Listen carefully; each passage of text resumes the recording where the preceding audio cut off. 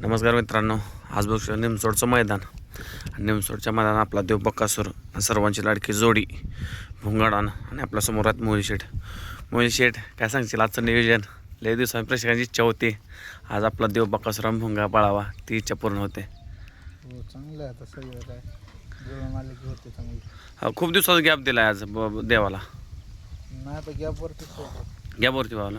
आता पूर्ण बैल फ्रेश. आपण व्हिडिओच्या माध्यमातून भरपूर व्हिडिओ पण व्हायरल झाल्या, दर्शनाला पण गेला. तर काय सांगशील? काय सगळं चांगलं चालू आहे निवांत.